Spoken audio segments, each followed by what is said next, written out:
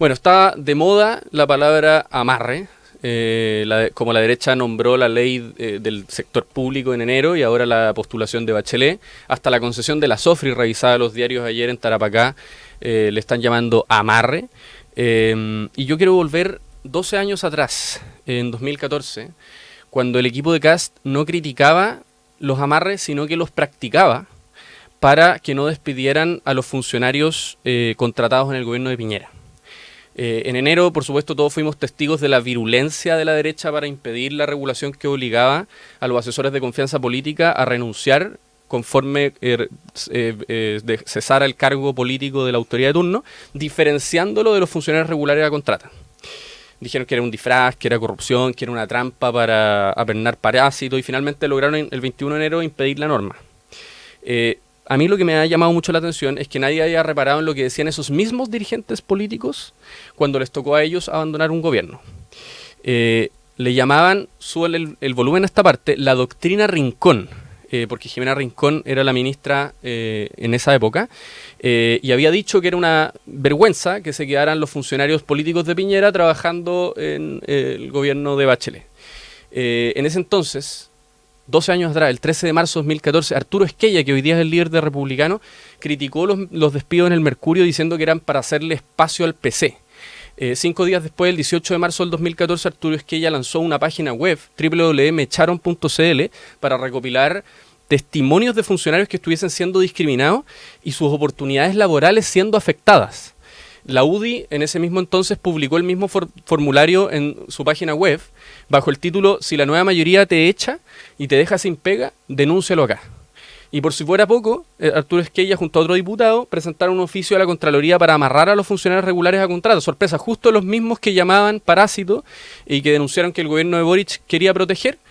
Bueno, en ese entonces presentaban oficios para protegerlos. 12 años después, Esquella dirigió la orquesta contra la ley de reajuste del sector público, la calificó de inaceptable, de ser un chantaje, dijo que todo esto era amarre, hizo que la palabra se volviera de moda y hasta ahora la postulación de Bachelet, suscrita por 3 estados, es el mayor amarre, el gran amarre del gobierno de Boric. Yo ni siquiera quiero entrar a calificarlo, ustedes sacarán sus propias conclusiones, pero me parece que la actitud cambiante y radicalmente cambiante, en el caso, por ejemplo, del presidente del Partido Republicano, es a lo menos algo discutible y a mí me llamó poderosamente la atención que nadie reparara. Yo creo que ellos lo tienen claro. Si hicieron una página web, presentaron oficios, o sea, tal vez en la opinión pública había sido un detalle un poco ausente.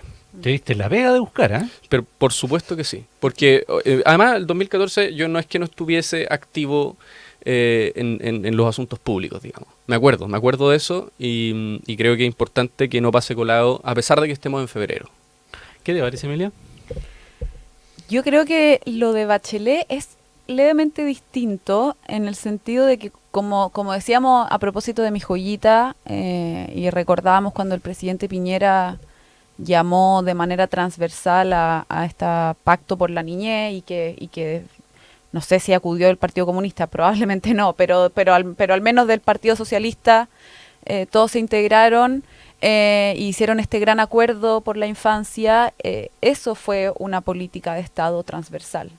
Y yo creo que aquí, cuando estamos hablando de la candidatura de Michelle Bachelet, que yo no pongo en duda sus credenciales para ostentar ese cargo, sí creo que no es cierto que haya sido una decisión de Estado, porque en ese caso se hubiese al menos consultado o comentado a la oposición antes de nombrarlo y de hacer esta performance que se hizo en la Asamblea Nacional en septiembre.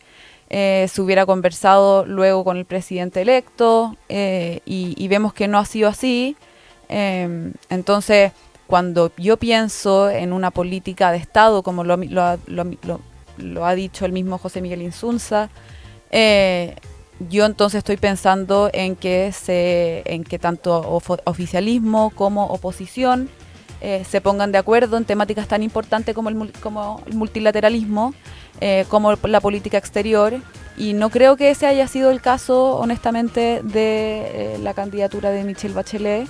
Y bueno, y yo creo que va a ser el gran, la gran prueba o la primera gran prueba para José Antonio Kast y su gobierno política de si seguir adelante o no con esta candidatura, y si es que no, bueno, cómo planean asumir los costos políticos que va a tener no apoyar esa candidatura. Tomás, tú haces la distinción que hace Emilio, ¿no?